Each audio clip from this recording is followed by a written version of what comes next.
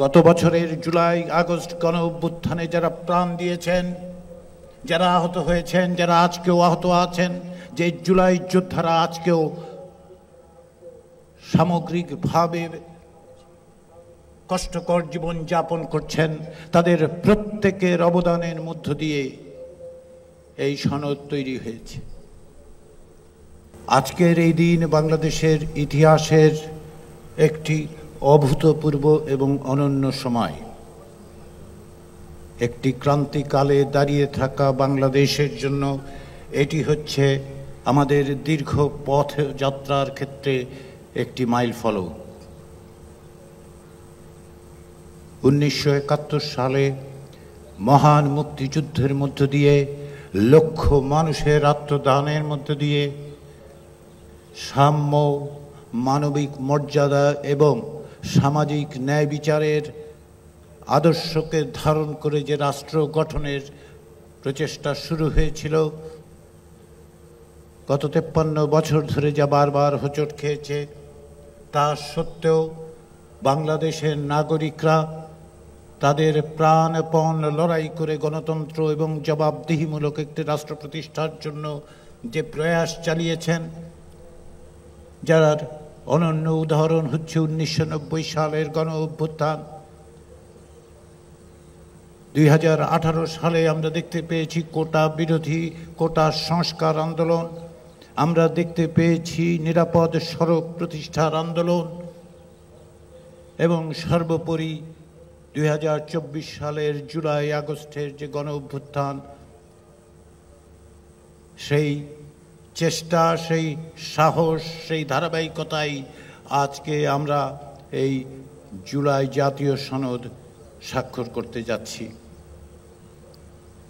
আমাদের যে স্বপ্ন, বাংলাদেশের মানুষের যে আকাঙ্ক্ষা, তাকে ধারণ করে তাকে অগ্রসর করে নিয়ে যাওয়ার জন্য, সকলের জন্য একটি বৈষম্যহীন রাষ্ট্র প্রতিষ্ঠার যে চেষ্টা, তাতে একটি দিক নির্দেশনা দেওয়ার জন্যই বাংলাদেশের রাজনৈতিক দলগুলো প্রায় 1 বছর ধরে পারস্পরিক আলাপ আলোচনার মধ্য দিয়ে এই জাতীয় সনদে উপনীত হয়েছেন। সকলের আন্তরিকতা, সকলের প্রচেষ্টা, প্রত্যেকটি পদে পদে তাদের অংশগ্রহণের জন্য আমি বাংলাদেশের রাজনৈতিক দলগুলোর প্রতি কমিশনের পক্ষ থেকে জানাই আন্তরিক কৃতজ্ঞতা। কিন্তু কেবলমাত্র কমিশন নয়, কেবলমাত্র রাজনৈতিক দল নয়, বাংলাদেশের বিভিন্ন সমাজের বিভিন্ন অংশের মানুষ এই প্রক্রিয়ার সঙ্গে অংশগ্রহণ করেছেন।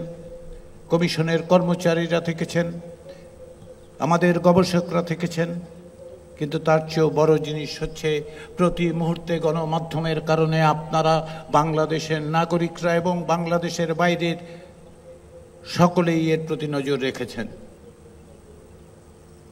এই জাতীয় সনদ কেবলমাত্র রাজনৈতিক দলগুলোর মধ্যে সম্পাদিত চুক্তি নয়, এ হচ্ছে নাগরিকের সঙ্গে রাজনৈতিক দলগুলোর এবং রাষ্ট্রের একটি সামাজিক চুক্তি। এই সামাজিক চুক্তি, এই যে প্রত্যাশা, এর প্রত্যেকটি বিষয়ের মধ্যে জড়িত আছে বাংলাদেশের মানুষের সংগ্রামের, তাদের কষ্টের, তাদের প্রচেষ্টার প্রত্যেকটি বিন্দু যুক্ত আছে। গত বছরের জুলাই আগস্ট গণ অভ্যুত্থানে যারা প্রাণ দিয়েছেন, যারা আহত হয়েছেন, যারা আজকেও আহত আছেন, যে জুলাই যোদ্ধারা আজকেও সামগ্রিকভাবে কষ্টকর জীবন যাপন করছেন, তাদের প্রত্যেকের অবদানের মধ্য দিয়ে এই সনদ তৈরি হয়েছে। কেননা জুলাই আগস্টের গণ অভ্যুত্থান দীর্ঘদিনের রাষ্ট্র সংস্কারের জন্য যে আকাঙ্ক্ষা, তার প্রতিফলন। বাংলাদেশে গত 16 বছর ধরে 2009 সাল থেকে যে ফ্যাসিবাদী শাসন তৈরি হয়েছিল, তার বিরুদ্ধে যে সাহসিকতা, যে দৃঢ়তা বাংলাদেশের নাগরিকরা দেখিয়েছেন বৈষম্য বিরোধী ছাত্র আন্দোলনের মধ্য দিয়ে যার সূচনা, যা এক দফা দাবিতে পরিণত হয়েছিল এবং শেষ পর্যন্ত ফ্যাসিবাদী শাসককে পলায়নে বাধ্য করতে পেরেছে, সেই অর্জনের একটি স্মারক হচ্ছে এই জাতীয় সনদ। এখানে এর শেষ নয়। আমরা মনে করি রাষ্ট্র সংস্কারের জন্য আমাদের যে চেষ্টা, সকলের যে চেষ্টা, সেই চেষ্টা একদিনে সাফল্য অর্জন করবে না। একটি দলিল কেবলমাত্র সেটা নিশ্চয়তা দেবে না। আমরা আশা করি এই যে জাতীয় দলিল তৈরি হয়েছে তার বাস্তবায়ন ঘটবে, দ্রুততার সাথে বাস্তবায়ন ঘটবে। নাগরিকদের মতামতের মধ্য দিয়ে এই দিক দিশা নির্দেশক বাংলাদেশ রাষ্ট্রকে ভবিষ্যতে পরিচালনা করবে। কিন্তু আমাদের অনেকটা পথ যেতে হবে। আমাদের মতের পার্থক্য থাকবে।